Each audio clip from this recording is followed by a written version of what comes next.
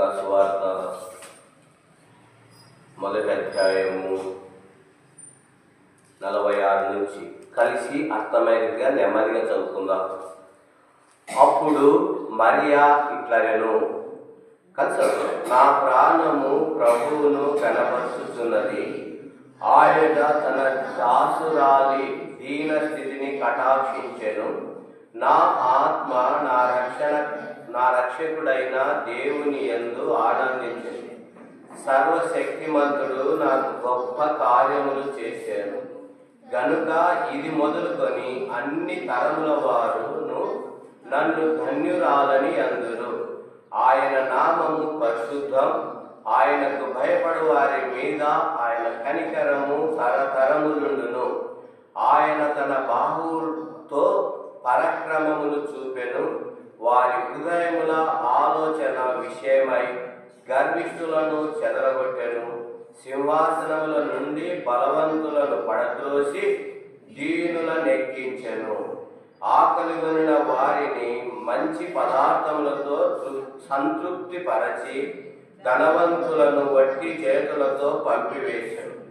అబ్రహామునకును అతని సంతానమునకును యుగాంతము వరకు తన కనికరము చూపి జ్ఞాపకము చేసుకొందునని మన పితరులతో సెలవిచ్చినట్టు ఆయన తన సేవకుడైన ఇశ్రాయేలుకు సహాయం చేసెను. ఈ సమయంలో చదవబడినటువంటి ఈ భాగంలో లూకా సువార్తలో మొదటి అధ్యాయంలో మరియమ్మ దేవుణ్ణి ఆరాధించినటువంటి విధానము, ఆమె దేవుణ్ణి ఏ విధంగా ఆరాధించింది అని చూసుకుంటున్నాం.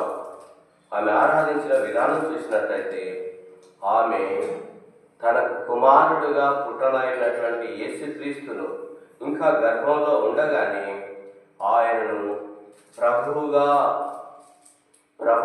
భావించినట్లు చూడగలుగుతున్నాం.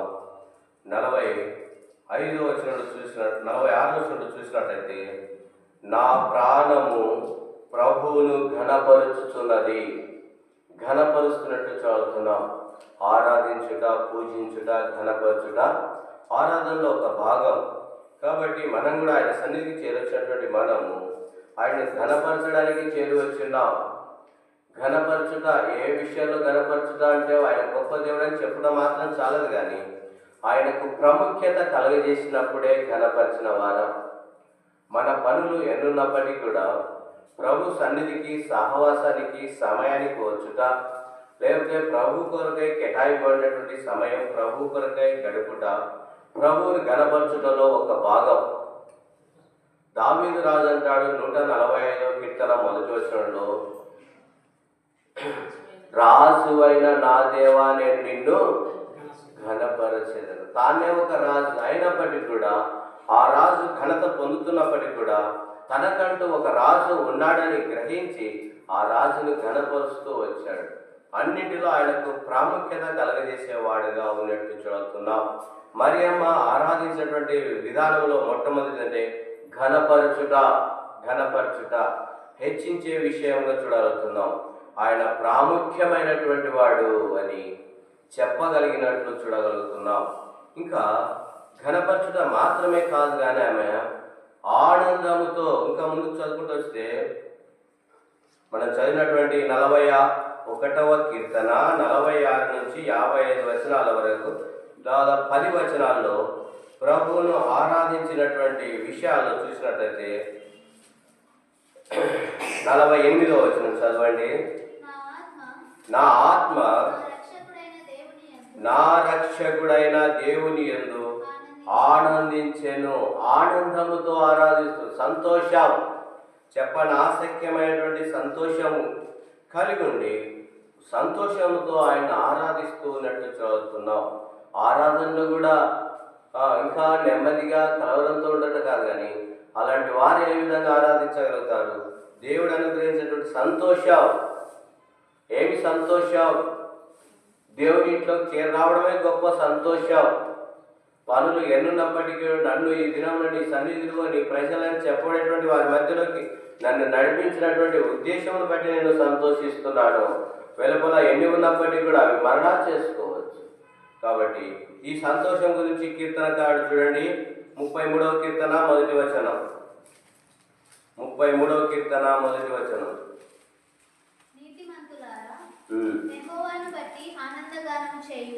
నీతిమంతులారా యెహోవాను బట్టి ఆనందగానము చేయుడి. స్తుతి చేయుట సార్ ఇక్కడ చూసినట్లయితే ఆనందగానం చేయుడి. యెహోవాను స్తుతించే విషయాల్లో ఆనందం, సంతోషం. దేవుడు మనకు అనుగ్రహించిన రక్షణను బట్టి ఆయన నామం గొప్పది కాబట్టి ఆయన మనల్ని నీతిమంతులుగా తీరుస్తూ వచ్చినట్టు చదువుతున్నాం.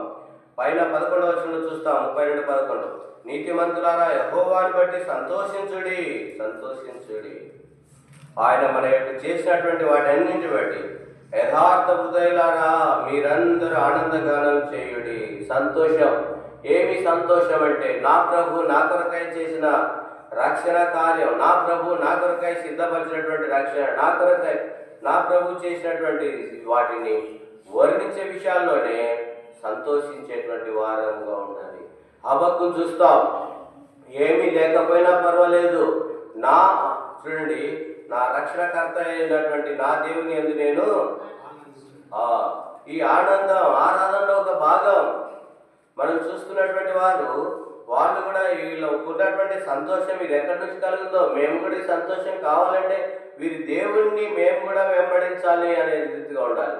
లేకపోతే ఎప్పుడు ఏదో పోయినట్లు వచ్చినటువంటి 9 నుంచి పెట్టి పోయినటువంటి ఒకదాన్ని బట్టి చింతిస్తూ విచారిస్తూ ఉంటే ఇతరులు మీరు నమ్ముకున్న దేవుని కంటే మేమే మేలు అని వాళ్ళు మన దేవుణ్ణి ఎప్పుడు కూడా నమ్ముకోరు. మన విచారంగా దుఃఖంగా ఏమో పోయినా యేసుప్రభు నమ్మకం ముందు ఉన్నాం. విచారం పాపమును బట్టి, దుష్టత్వం బట్టి, నెమ్మది లేని స్థితిని బట్టి, హృదయంలో నెమ్మది లేకపోవడాన్ని బట్టి కలవరంతో విచారంగా ఉన్నాం. కానీ అయితే పాప క్షమాపణ పొందినటువంటి మనము, దుష్టత్వం నుంచి మళ్ళినటువంటి మనం, నీతిమంతులంగా తీర్చబడినటువంటి మనము ఇంకా దుఃఖపడకుండా నిమిత్తమై దుఃఖము నిట్టూర్పు ఎగిరిపోయింది. ఆనందం ఆనందం. కాబట్టి ఈ మరియమ్మ ఆరాధించినటువంటి విషయాల్లో చూసినట్లయితే నా ఆత్మ నా రక్షకుడైన దేవుని యందు ఆనందిస్తుంది. ఘనపరుస్తూ ఆనందిస్తూ దేవుణ్ణి ఆరాధించినట్లు చదువుతున్నాం. ఆత్మతోనూ ప్రాణముతోనూ. దేవుడు ఆత్మ కనుక ఆయన ఆరాధించేవారు ఆత్మతోనూ సత్యంతో అంటేదిగా ఆమె తన ప్రాణముతోనూ ఆత్మతో ఆరాధిస్తూ ఉన్నట్టు చదువుతున్నాం. ఆచారంతో కాదు. ఆచారంతో చేసే వాళ్ళైతే ఏదో రీతిగా ఎప్పుడైనా సరే పనులు అయిపోయినా పనులు అయిపోయినాకైనా సరే వచ్చి మందిరానికి వచ్చిపోతే చాలు అనుకునేవారు ఆచారం. ఆత్మానుసారంగా ఆరాధించేవారు తప్పనిసరిగా ఆశతో వచ్చేటువంటి వారుగా ఉన్నట్టు చదువుతున్నాం. కాబట్టి ఇక్కడ మరియమ్మ ఆరాధించినటువంటి 3వ విధానం చూసినట్లయితే ఆత్మతో ఆరాధించే. సైలెంట్ పెట్టుకున్నాయినా.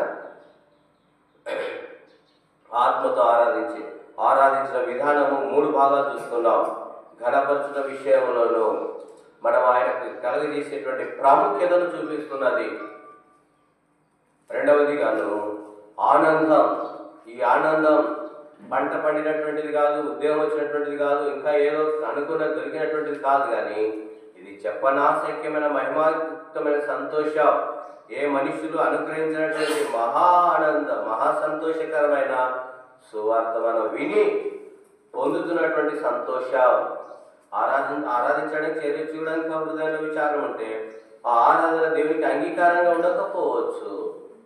కాబట్టి మరియమ్మ అయితే ఆ విధంగా ఆరాధన, ఆమె కూడా ఎంతో దీర్ఘ యాత్ర చేసింది, కాలినడకతో ప్రయాణం చేసింది.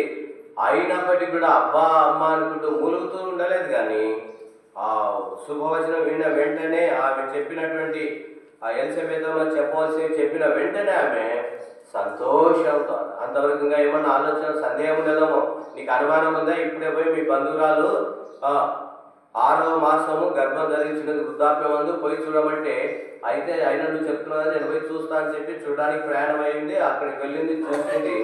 చూసిన తర్వాత ఆమె చెప్పిన మాటల తర్వాత ఆ యొక్క బాధ అంతా మర్చిపోయింది. ఆనందంతో ఆరాధిస్తూ ఉన్నట్టు చదువుతున్నాం. ఆరాధించేటువంటి దేవుణ్ణి ఆ దేవునికి కొన్ని పేర్లు పెట్టుకున్నట్లు చూడగలుగుతున్నాం. ఆయనకి ఇవ్వాల్సినటువంటి స్థానం, ఇంకా ఆయన జన్మించకపోయినప్పటికీ ఆమె వాడినటువంటి పదాలు చూసినట్లయితే మొట్టమొదటిగా ప్రభువు.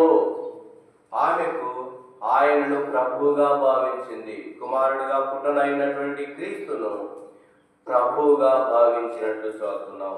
నా ప్రభునందు ఇక్కడ చూసినట్టు ప్రభువును గణపరుస్తున్నది. ప్రభు అనేటువంటి మాట ఏమనగా నీ పాలనకు, నీ అధికారులకు లోబడతానని చెప్పేటువంటి మాట. ప్రభు అంటే ఏమని అర్థము? నీవే సర్వాధికారం, నా మీద నీవు అధికారం కలిగినటువంటి దేవుడు, నీ ఆధిపత్యములకు లోబడతానని. ఒకప్పుడు నా అధికారి దుష్టుడైనటువంటి అపవాది వారి అధికారం నుంచి విడిపించి విమోచించి నీకు కుమారుడిగా చేసుకున్నావని కొలస్సీలకు రాసిన పత్రిక 1వ అధ్యాయం 13వ వచనం.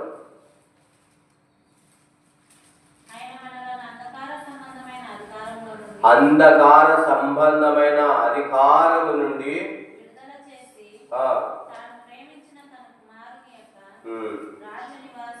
రాజనివాసం ఆ ప్రభుత్వం నుంచి ఈ ప్రభుత్వంలోకి మార్చినట్టు చూడగలుగుతున్నాం. అపవాది యొక్క ప్రభుత్వం నుంచి విడిపించి దేవుని యొక్క అధికారం కిందికి మనల్ని నడిపించినందుకు ఆయన ప్రభువుగా భావించి ఉన్నాం. ఒకప్పుడు మనకు దుష్టుడైనటువంటి అపవాది అధికారి, అంధకార సంబంధమైనటువంటి అధికారి. అయితే ఆ అధికారం నుంచి విడిపించాడు, విమోచించడానికై, మనకు తాను ప్రభువుగా ఉండటానికై, మనకు తనకు ప్రజలుగా చేసుకోవడానికి ఆయన చేసిన త్యాగం గొప్పది. కాబట్టి మరియమ్మ చెప్పిన రీతిగా మరియమ్మకు ప్రభు అయిన దేవుడు నీకు, నాకు, మనకందరికి కూడా ప్రభు అయి ఉన్నాడు. ఈయన ప్రభులకు ప్రభువు, రాజులకు రాజు అయి ఉన్నాడని చెప్పబడినట్లు చూడగలుగుతున్నాం. కాబట్టి మొదటిగా ఏం చూసుకున్నంటే ఆయనను ఆరాధించిన విధానం, ఘనపరుస్తూ ఆనందంతో ఆత్మతో ఆరాధించగలిగింది. ఆయనను ఆమె ఏ విధంగా భావించిందంటే ఆయన ఒక ప్రభువు, నాపై నాకు పాలకుడుగా ఉండగలిగినటువంటి దేవుడని చెప్పగలిగినట్టు చదువుతున్నాం. రెండవ మాట చూసినట్లయితే రక్షకుడు అనేది ఇంకో భాషలో చూసినట్లయితే విముక్తిదాత, నన్ను విడిపించేటువంటి విమోచకుడు అనే అర్థాలు వస్తాయి. కాబట్టి ఆ అర్థాలు కలిగినటువంటి పేరును ఉచ్చరిస్తుంది. 48వ వచనం చూస్తాం. నా ఆత్మ నా రక్షకుడైన దేవుని యందు ఆనందిస్తుంది. నా రక్షకుడు ఆయన, నీకు, నాకు, మనందరికీ రక్షకుడు. నేడు రక్షకుడు మీ కొరకు ఉదయించినాడు, లేకపోతే జన్మించినాడు. ఆయన దేవదూతలకు రక్షకుడు కాదు, కానీ ఆయన ఎందుకు విశ్వసించే వారికి అందరికీ ఆయన రక్షకుడై ఉన్నాడు. ఆయన రక్షణ క్రింద ఉన్నటువంటి వారికి ఆయన మాకు అక్కరలేదు, ఆయన శిక్షకుడు అనే వారు కూడా ఉండవచ్చు. ఈ మరియమ్మ అయితే ఆయన నా రక్షకుడు అంటుంది. ఒకసారి చూసినట్లయితే ఉపమానం చెప్తూ వచ్చాడు, తలంతుల ఉపమానం. 5 తలంతుల కనికి, 2 తలంతుల కనికి, 1 తలంతో కనికి ఇచ్చాడు. 1 తలంతు తీసుకునేవాడు ఏమంటున్నాడు?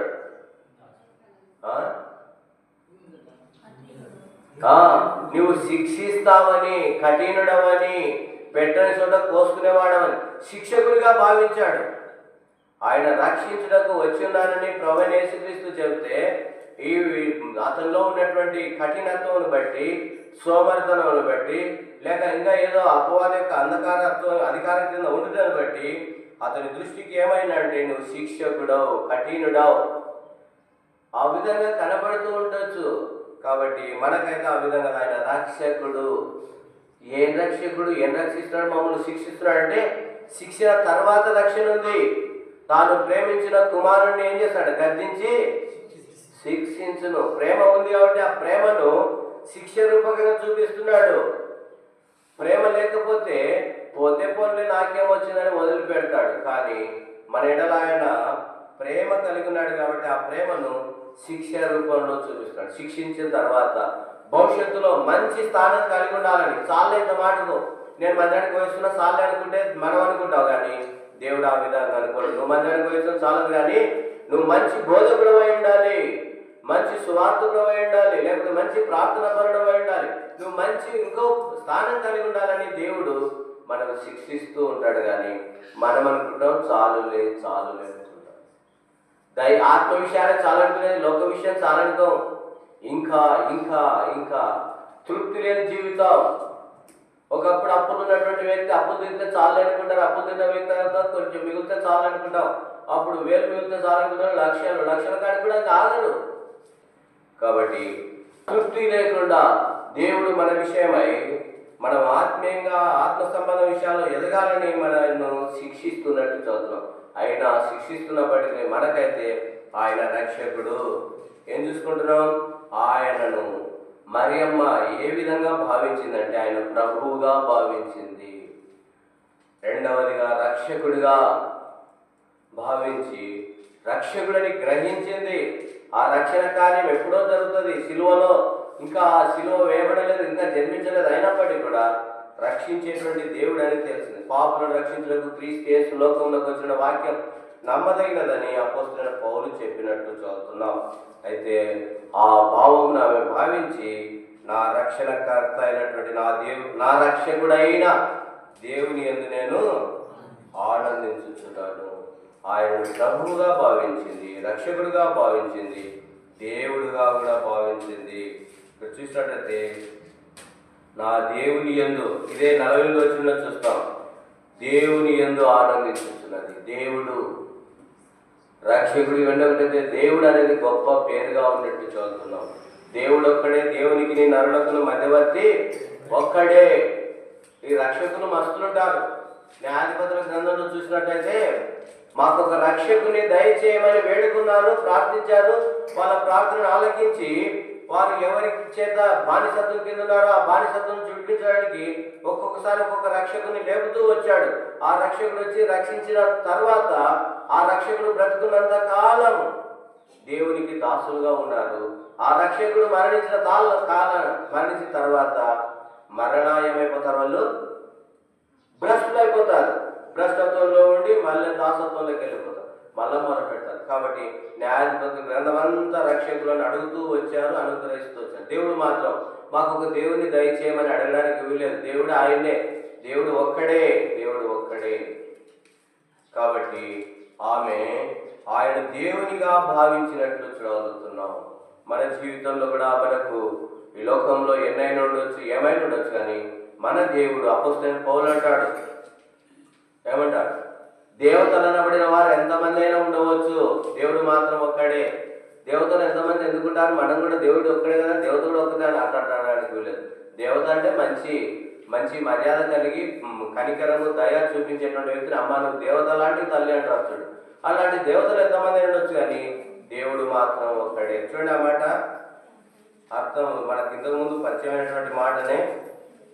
1 కొరింథీయులకు రాసిన పత్రిక ఉండినను అనే మాట. 1 కొరింథీయులకు రాసిన పత్రిక 8వ అధ్యాయము 5వ వచనం.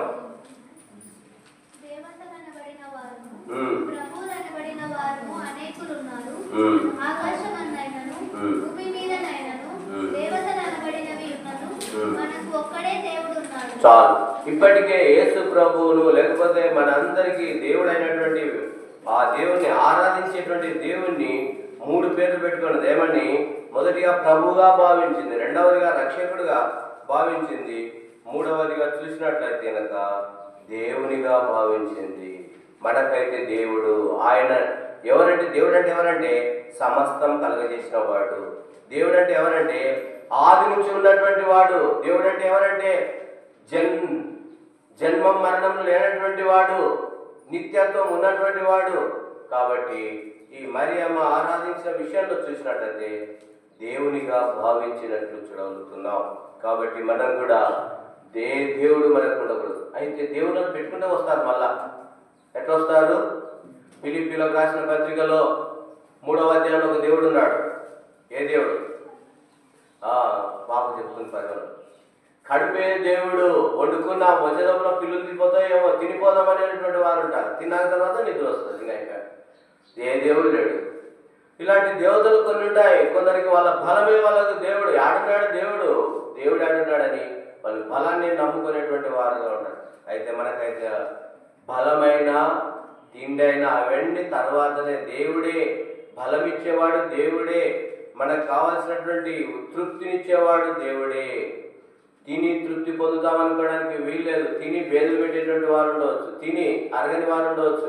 అయితే తిన్నా తినకపోయినా దేవుడు తృప్తి అనుగ్రహించే దేవుడు.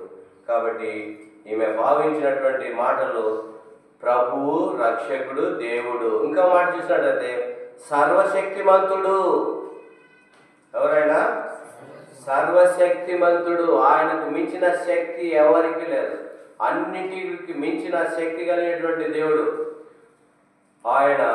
నిన్న మా బాబు మాట చెప్తూ వచ్చింది, కథ చెప్తూ వచ్చింది. అందరికంటే మించిన శక్తి ఎవరికి ఉందంటే, ఫస్ట్ ఇత్తడి దగ్గరికి పోయి అడిగాడట, ఇత్తడి నువ్వే చాలా బలమైన దానవు అని. ఇత్తడినంత నేనేముండా, నన్ను మించినది అగ్ని ఉంది అనిందంట. అగ్ని దగ్గరికి పోతే అగ్ని నాదే ఉంది, నేనేమి అంటే అగ్ని ఏం చేస్తుంది, ఇత్తడిని ఇనుమును కరగబెట్టి మెత్తగా చేసేస్తుంది. అయితే అగ్ని అనిందంట, నాదే శక్తి లేదు, నాకు నీళ్ళు పడితే నా పవర్ అంతా పోతుందంట. అప్ప అయితే నీళ్ళే శక్తి గల వెంటే నీళ్ళు అన్న వెంట మాదే ముందులే, ఆ మేఘాలు వచ్చి ఆవిరి చేసేస్తాయి, ఆరిపోచేస్తాయి అన్నట. ఆ మేఘాల దగ్గరికి పోతే ఏమన్నాయి మేఘాలు, కొండలు మాకు అడ్డం వస్తాయని చెప్పి. అయితే ఆ తర్వాత కొండలు కూడా ఏమన్నాయి, మమ్మలను మనుషులు వచ్చేసి ముక్కలు ముక్కలు చేసేస్తారు, మా ఎంత ఎత్తైనటువంటి కొండమైనా వాళ్ళకి అడ్డం వచ్చినప్పుడు తీసేసుకుంటారని చెప్పినట్టు. అయితే మనుషుడే శక్తిమంతుడు అంటే కాదంట. మనుషుడు ఎంత శక్తిమంతుడంటే అన్నింటిలో శక్తిమంతుడు. మరణం, ఇంకా రేపు నువ్వు మరణిస్తావని చెప్పేటువంటి వార్త విన్నావంటే బలమంతా ఉడిగిపోతుంది. ఇంకా 10 సంవత్సరాలు బతకాల్సినటువంటి వ్యక్తి, 10 మందిని కొట్టగలిసినటువంటి బలం ఉన్నటువంటి వ్యక్తి, మరణం అనేటువంటి వార్త వచ్చేసరికి అయిపోతుంది, నీరసంలో పోతావు. అయితే మరణమే శక్తి అనుకుంటే మరణం దగ్గరికి పోతే మరణం అనేదంట, మాదే ఉంది, నేను అందరినీ మింగేస్తా కానీ అయితే నన్ను జయించేవాడు కూడా ఆయనే దేవుడు. అన్నిటికంటే శక్తి కలిగివాడు ఎవరంటే దేవుడే. కాబట్టి మరియమ్మ ఆయనకు సర్వశక్తిమంతుడు అని పేరు పెట్టగలిగినట్లు చూడవచ్చు. శక్తి కలిగినటువంటి దేవుడు ఈయన. సర్వాధికారం, సర్వం అంటే అన్నిటి విషయాల్లో, అన్ని డిపార్ట్మెంట్ విషయాల్లో, ప్రకృతివి ఆత్మ సంబంధమైన అన్నింటి విషయాల్లో కూడా ఆయన శక్తిమంతుడై ఉన్నాడు. నువ్వు ఆరాధించేటువంటి దేవుడు కూడా అదే దేవుడు అయినట్లు చూడగలుగుతున్నావు. కాబట్టి ఆ దేవుడిని ఆరాధించడానికై చేర్చినటువంటి మనము ఆయన ఎరిగినటువంటి వారమై ఉండాలి. ఆయన మనకు ఏమై ఉన్నాడో అది ఎరిగి ఆరాధించినప్పుడు ఆ దేవుడు ఆనందించే దేవుడుగా ఉన్నట్టు చూస్తున్నాం. ఇంకా చూసినట్లయితే 5వదిగా చూసినట్లయితే పరిశుద్ధ నామం కలిగినటువంటి దేవుడు, పాపం లేనటువంటి దేవుడు, పరిశుద్ధ నామం కలిగినాడు. పరిశుద్ధుడని గ్రహించగలిగినట్టు చూద్దాం. 49వ వచనం చూసినట్లయితే ఆయన నామము పరిశుద్ధము, ఎలాంటి కల్మషము లేనటువంటిది చూడగలుగుతాం. పాపము ప్రభు అయినటువంటి యేసుక్రీస్తు భూమి మీద ఉన్నటువంటి దినాలలో ఆయనలో పాపం కనిపెట్టాలని ఎంతో మంది ప్రయత్నం చేసినప్పటికీ కూడా ఈయన పాపం లేనటువంటి వాడని రుజువు గావించినట్లు చూడగలుగుతున్నాం. ఎన్ని సాక్ష్యాలు, దాదాపు 10 చెప్పవచ్చు. ప్రభు అయిన యేసుక్రీస్తులో పాపం అనేది లేదు అని. ఎవరిచ్చారు? మొట్టమొదటిగా తండ్రి అయిన దేవుడు ఇచ్చాడు సాక్ష్యం, ఈయన నా ప్రియమైన కుమారుడు, ఈయనేందు నేను ఆనందిస్తున్నాను. ఆ తర్వాత ప్రభు అయిన యేసుక్రీస్తు కూడా ఇచ్చినట్టు చూడగలుగుతున్నాం. నాలో పాపం ఉన్నదని మీలో ఎవరు రుజువు చేయగలరు? ఛాలెంజ్ చేసి అడిగినట్టు చూడగలుగుతున్నాం. ఇంకా చూసినట్లయితే తన శిష్యులు అంటారు, యూదా ఇస్కరియోతు ఏమంటాడు? అపరాధం లేనటువంటి నిరపరాధిని నేను అప్పగించిందని. పిలాతు భార్య అంటది, ఏమంటది? ఆ నీతిమంతుల జోలికి పోవద్దు. ఇంకొక శిష్యుడు అంటాడు, పేతురు ఏమంటాడు? ఆయన పాపంలో పాపం లేనివాడు, పాపం చేయనివాడు అని కూడా చెప్పినట్లు చదువుతున్నాం. అపోస్తలుడైన పౌలు కూడా సాక్ష్యం ఇస్తాడు, తర్వాత ఇచ్చినాడు. అప్పుడు లేడు ఆయన. ఏమి ఇచ్చాడు ఆయన సాక్ష్యం? ఏప్రిల్లోకి రాసిన పత్రిక 7వ అధ్యాయము 26వ వచనం, 26 కానీ 25 కానీ ఉంటుందన్నమాట. పవిత్రుడును నిర్దోషియు ఆయన పరిశుద్ధమైన నామం కలిగినటువంటి వాడు కాబట్టి ప్రత్యేకంగా ఉన్నటువంటి దేవుడు. కాబట్టి మరియమ్మ ఇవన్నీ గ్రహించి ఆ దేవుణ్ణి ఘనపరుస్తూ ఆరాధిస్తూ ఆనందించినట్లు చూడగలుగుతున్నాం. కాబట్టి మన జీవితంలో కూడా ఆయన మన జీవితంలో ఇవన్నీ కలిగి ఉండాలి. ఆయన మనకు ప్రభువు, ఆయన దేవుడు, రక్షకుడు, సర్వశక్తిమంతుడు, పరిశుద్ధమైన దేవుడు. ఆయన పరిశుద్ధమైన దేవుడు అని నువ్వు ఒప్పుకున్నప్పుడు నువ్వు పాపని గ్రహించాలి. ఆయన అంటాడు, పేతురు ఏమంటాడు, నేను పాపాత్ముడను, నన్ను విడిచిపో అంటే ఏమని అర్థం? నువ్వు పరిశుద్ధుడు దేవా అని చెప్పినట్లు చూస్తున్నావు. నేను వచ్చింది కూడా నీలాంటి వారి కొరకే, పాపాత్ములను పరిశుద్ధంగా తీర్చడానికై, పరిశుద్ధమైన రక్తం కార్చడానికి వచ్చినట్టు. ఇంకా అది వీళ్ళందరూ చెప్పడం ఒక ఎత్తు అయితే, ఆయన ఏ రోజు పిలాతునుడి మాట చెప్పారు, ఆయన ఎందు నాకు ఏ దోషము కనబడదు. కాబట్టి మరియమ్మ చెప్పిన రీతిగా ఆయన పరిశుద్ధమైన దేవుడు. ఆమె ఏ విధంగా ఆరాధించింది అని చెప్పుకున్నాం.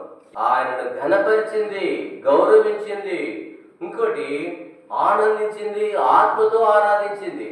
ఏ విధంగా ఆరాధించింది అంటే ఆయనను ఏ విధంగా భావించింది, ఆయనకి ఇచ్చినటువంటి స్థానం, ఆయనకి పెట్టిన పేరు ఏదంటే రక్షకుడు, ప్రభువు, దేవుడు, సర్వశక్తిమంతుడు, చివరిలో పరిశుద్ధ దేవుడు, పరిశుద్ధమైన దేవుడు. బట్ 2 అయిపోయినాయి. మూడోది ఏం చూస్తున్నామంటే ఆయన ఏమి చేశాను. ఆరాధించాలంటే మనం కూడా ఏమైనా పొంది ఉండాలి కదా. ఆమెకు ఆయన ఏం చేస్తున్నాడంటే అది కూడా ఆమె తెలియపరుస్తూ వచ్చినట్టు చూడగలుగుతున్నాం.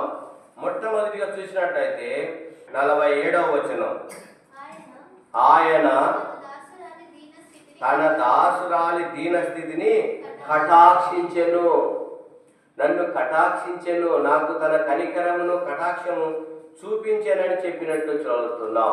అందును బట్టి ఆరాధించుటకై చేరి వచ్చినట్టు చూడగలుగుతున్నాం. ఇంకా చూసినట్టయితే ఆయన కనికరించెను. ఎక్కడ 50వ వచనం చదవమ్మా.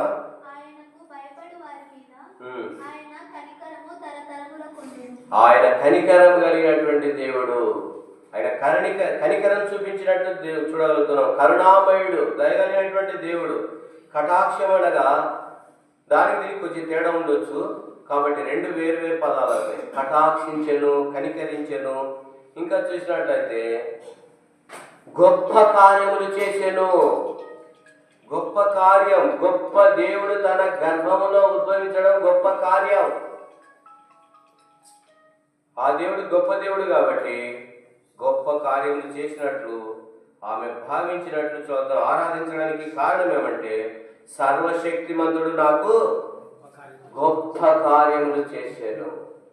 అయ్యా నువ్వు ఆరాధించడానిక, ఈరోజు తెచ్చుకోవడానిక, ఈరోజు పని మానుకొని నువ్వు దేవుని మందిరానికి పోవడానికి కారణమే ఆయన నీకు ఏం చేస్తున్నాడు అని మన ఇంట్లో ప్రభుని ఎరగని వారు ఉంటే వాళ్ళు ప్రశ్నిస్తారు. అయితే వాళ్ళకి చెప్పవలసినటువంటి మాట ఇదే, కొందరు నిన్ననే మరణించేది, అయితే నన్ను ఈరోజు వరకు సజీవులుగా ఉంచున్నాడు. లేక అంతేకాకుండా నా పాపమును బట్టి, దోషమును బట్టి నేను దేవునికి, లేకపోతే నా పాపమును బట్టి రావాల్సిన జీతం నాకు మరణం, ఆ మరణంను మృంగివేసి ఉన్నాడు. ప్రభు నా ఎడల ఆ ప్రాణ విమోచన క్రయధనముగా నేను మరణించవలసి ఉండగా నాకు బదులుగా ఆయన మరణించెను. నా కీర్తన 49:9 చదవండి. 49వ కీర్తన 9వ వచనం. గొప్ప కార్యం ఏదని ఇక్కడ మరియమ్మ విషయం కాదు, మన విషయం చెప్పుకుంటున్నాడు. వారి ప్రాణ విమోచన ధనము బహు గొప్పది, అది ఎన్నటికీ తీరకట్లుండవలసిందే. తీర్చలేనటువంటి గొప్ప విమోచన క్రయధనముగా తన ప్రాణం ఇస్తూ వచ్చాడు. గొప్ప దేవుడు కాబట్టి నీ ఒక్కరి కోసమే కాదు, నీ ఒక్కరి కోసమైతే ఒక ఏదైనా తప్పు చేసి జైలుకు వెళ్తే అతన్ని విడిపించడానికి, బెయిల్ తీసుకురావడానికి కావడానికి 2 లేక 3 రైతులు కావాలి, పొలం ఉన్నటువంటి రైతులు, ఒక్కరికి బెయిల్ సాక్ష్యం వేయడానికి. అయితే భూమి మీద ఉన్నటువంటి జనం అందరి కొరకాయ అందరిని విడిపించడానికి ఆయన ఒక్కడే. ఆయన ఎంత గొప్ప దేవుడో మనం వర్ణించలేము.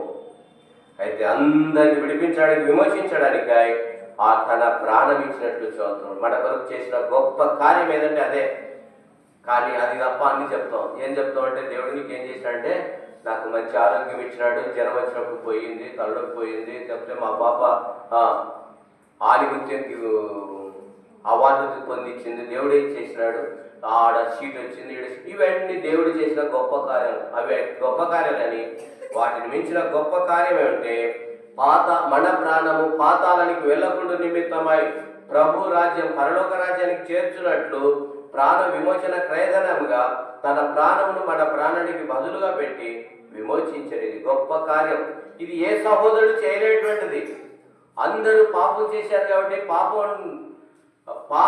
పాపి బదులుగా శిక్షింపడానికి వీల్లేదు. ఎవరి పాపం వాళ్ళకి వస్తువులు ఉంది. అయితే పాపం లేనటువంటి వాడు తన ప్రాణం పెట్టి మనకు గొప్ప కార్యం, గొప్ప క్రయధనముగా తన ప్రాణం అర్పిస్తూ వచ్చాడు. కాబట్టి మనకు ఆయన గొప్ప కార్యములు చేశాడు. అంతేకాదు, గొప్ప కార్యములంటే మనుషులకు అసాధ్యమైనవన్నీ కూడా గొప్ప కార్యాలని చెప్పవచ్చు. దేవునికి సాధ్యమైన మార్క్స్ వార్త 5వ అధ్యాయం చూసినట్లయితే గెరేషియన్ దేశంలో దయ్యం పట్టిన వాడిని చూస్తాం. అతడు ఏ విధంగానైనా సాధుగా కాలేకపోయినట్టు చదువుతున్నాం. అలాంటి వ్యక్తిని యేసుప్రభువుకి దర్శించాడంతే. చేయబెట్టి మంత్రించలేదు, ఇంకో మంత్రం కట్టలేదు, ఏం చేయలేదు. ఆయన దర్శించిన వెంటనే అతడే దయ్యములే వచ్చి ఏం చెప్పబడుతున్నట్టు చదువుతున్నాం. నీ పేరేం పేరంటే సేనా, అంటే దయాలు మాట్లాడుతున్నప్పుడు మేము చాలా మందివి అని చెప్పినట్లు దయాల దగ్గరకు వచ్చి సర్వోన్నతులను దేవుని కుమారుడా మాతో నీకేం పని, ఇంకా మమ్మల్ని కొంతకాలం ఉండనివ్వదని వేడుకున్నట్టు చదువుతున్నాం. ఆ తర్వాత దేవుడు ప్రభువైన యేసుక్రీస్తు గొప్ప దేవుడు ఆ గొప్ప కార్యం చేయకముందు అతనికి ఆజ్ఞాపించిన అతను దయాలకు ఆజ్ఞాపిస్తే ఆ దయాలన్నీ ఆ పందుల దాంట్లో పడి ఏమైపోయాయి, చనిపోయినాయి. ఆ తర్వాత అతడు వచ్చి స్వస్థ చిత్తుడై యేసు ప్రభు పక్కల కూర్చుండెను. ఆ తర్వాత తను వెళ్ళిపోతూ చెప్పినట్టు చదువుతున్నాం. ప్రభు నీకెట్టి గొప్ప కార్యం చేసానో ప్రచురించు అని చెప్పినట్టు చదువుతున్నాం. కాబట్టి ఈ మరియమ్మకు ఎట్లా గొప్ప కార్యాలు చేశాడో మనకు కూడా అసాధ్యమైన ఆయా వాటికి దాసులమై ఉండగా అటు దాసత్వం నుంచి విడిపించి విమోచించి గొప్ప దేవుని సన్నిధిలో కూర్చుండబెట్టినట్లు చదువుతున్నాం. ఇంకా దావీదు విషయం కూడా చెప్పవచ్చు. దావీదు విషయము, ఇశ్రాయేల్ ప్రజల విషయంలో ఇంకా చూసినట్లయితే ఇంకొకటి చూసుకుని చూడండి. గొప్ప కార్యం అనే మాట 126వ కీర్తన, ఇశ్రాయేల్ ప్రజలకు చేసిన గొప్ప కార్యం 3వ వచనం.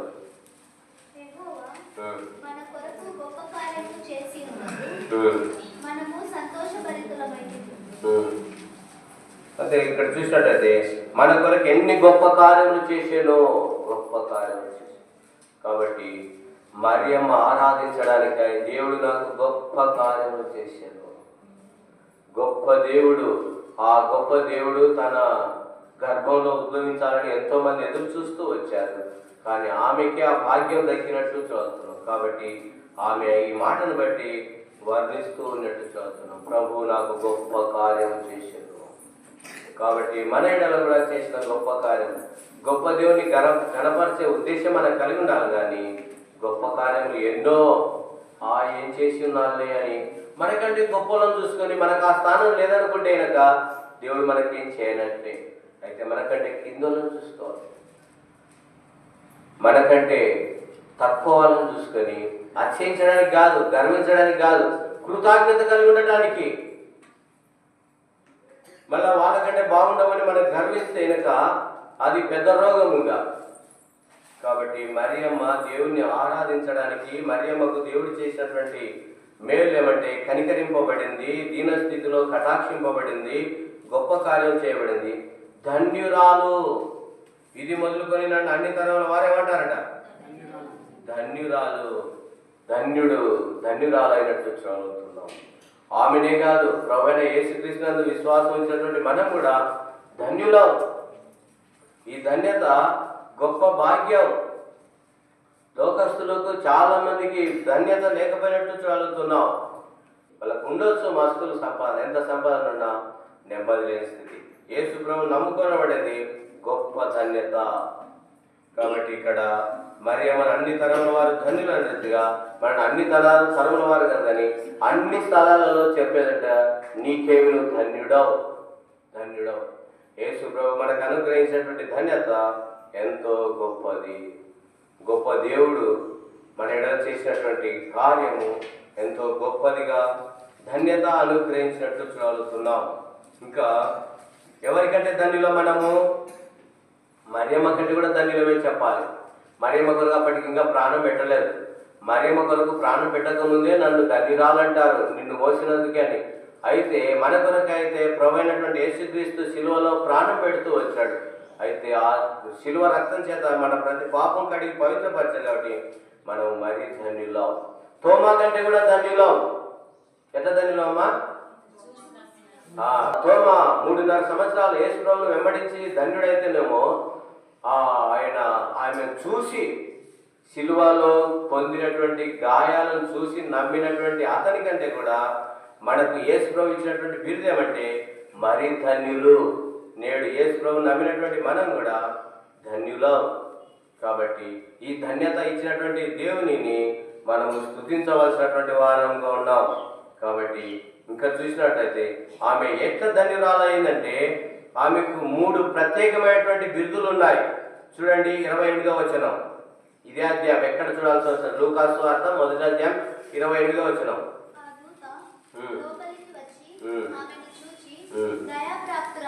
చాలు. దేవుని యొక్క దయ పొందినటువంటి దయాప్రాప్తురాలా అనేటువంటి మాట దేవదూతతో చెప్పబడినట్లు చూడగలుగుతున్నాం. 30వ వచనం చదవమా. మరియా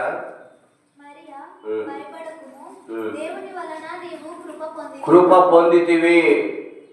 మొదటిగా దేవుని దయాప్రాప్తురాలు అనేటువంటి బిరుదు కలిగి ఉన్నది. కృప పొందినటువంటి వ్యక్తిగా ఉన్నట్టు చదువుతున్నాం. ఆది కాండములో నోహాకు పొందినటువంటి కృప ఈమె కూడా పొందినట్లు చదువుతున్నాం. ఇంకా 3వ మాట చూసినట్టయితే 42వ వచనం.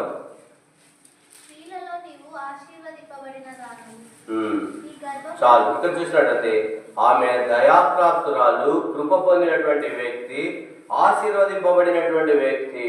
ఈ మాటలన్నీ వర్ణిస్తూ నన్ను దయాప్రాప్తురాలుగా నన్ను కటాక్షించినందుకై నీకు నా స్తుతి, నా ఆరాధన. నీ కృప నాకు అనుగ్రహించినందుకై నా ఆరాధన. నన్ను ఆశీర్వదించినందుకై. ఆమెను ఆశీర్వదించడం కాదు, మనల్ని కూడా ఆశీర్వదించాడు. ఎఫెసీ 1:3వ వచనం.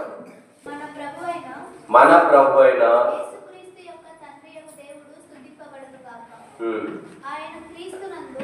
ఆయన క్రీస్తునందు పరలోక విషయంలో ఆత్మ సంబంధమైన ప్రతి ఆశీర్వాదమును మనకు అనుగ్రహించను. ఒక్క ఆశీర్వాదం కాదు, అన్ని ఆశీర్వాదాలు మనకు అనుగ్రహిస్తూ వచ్చాడు. అవి కొందరికి కనబడుతున్నాయి, కొందరికి కనబడవు. కొందరు ఆశీర్వాదాన్ని బట్టి తృప్తి చెందుతున్నారు. కొంతమంది ఆశీర్వాదాన్ని కంటే కూడా ఇంకా వారి సొంత ఇష్టంను కోరుకొని శాపానికి గురైపోయేటువంటి వారుగా ఉన్నారు. అయితే మనం ఇప్పుడు చెప్పుకోవడానికి లేదు, కానీ మరియమ్మ విషయంలో దేవుడు చేసినటువంటి దేవుని కనికరం పొందింది. తన దీన స్థితిలో కటాక్షం పొందగలిగింది.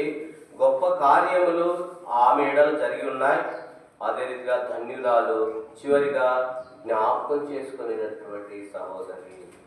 కాబట్టి ఆయన దృష్టికి మనం జ్ఞాపకం రావడం గొప్ప భాగ్యం. నిన్ను నన్ను కూడా జ్ఞాపకం చేసుకున్నట్టు చదువుతున్నాం. రూతు గ్రంథం 1వ అధ్యాయంలో చూసినట్లయితే చూడండి. రూతు గ్రంథం 1వ అధ్యాయము 6వ వచనం. వారికి ఆహారం ఇచ్చుటకు యెహోవా తన జనులను దర్శించదని. సరే, జ్ఞాపకం మాటలేదు కానీ మొత్తం మీద జ్ఞాపకం చేసుకునేది. కాబట్టి మాటలను బట్టి 4 విధాలు చూసుకున్నాం. ఒకటి, ఆయన ఆరాధించే విధానం. మనం కూడా ఆత్మతోనూ సత్యంతోనూ హృదయమార నిండు మనసుతో ఆరాధించవలసినటువంటి వారంగా ఉన్నాం. మరియమ్మ ఆరాధించిన విధానం చెప్పుకున్నాం. ఘనపరుస్తూ ఆనందంతో ఆత్మతోనూ ఆరాధించగలిగినట్టు చదువుతున్నాం. మనం కూడా అదే రీతిగా సంతోషంగా ఆమె ఆత్మ ప్రాణాత్మ దేహములతో దేవుని ఆరాధించిన రీతిగానే మనం కూడా ఆరాధించాం. ఆ మాట అప్పుడే చెప్పుకోవాల్సింది. చూడండి 84వ కీర్తన 2వ వచనం. 84వ కీర్తన 2వ వచనం.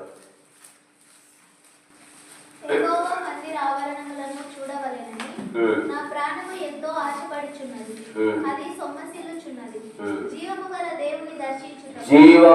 దేవుని దర్శించుటకు లేకపోతే జీవము గల దేవుని ఆరాధించుటకు నా హృదయమును నా శరీరమును ఆనందముతో కేకలు. దావీదు రాజు తన హృదయము శరీరంతో కలిసి దేవుణ్ణి ఆరాధిస్తూ వచ్చినట్టు చూద్దాం. కాబట్టి మనం కూడా ఇక్కడ శరీరంతో ఉన్నాము, మనలో ఉన్నటువంటి ప్రాణము ఆత్మ ఈ మూడు కలిసి దేవుణ్ణి ఆరాధించటం. మన ఆలోచనలు ఎటు అటు వెళ్తుండే కనుక ఆ సగం ఆరాధన అవుతుంది. నిండు మనసుతో ఆరాధిస్తున్నామంటే ప్రాణాత్మ దేహములతో ఆరాధించే వారంగా ఉంది. ఆయన మనకి ఏమై ఉన్నాడు? నీకు రక్షకుడు అయినాడు.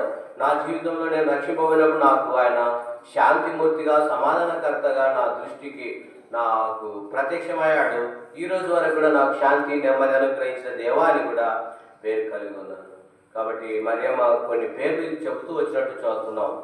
సర్వశక్తిమంతుడు, పరిశుద్ధమైన దేవుడు, ప్రభువు, రక్షకుడు, దేవుడు అని కూడా భావించి ఆ మరియమ్మకు చేసినటువంటి విషయం.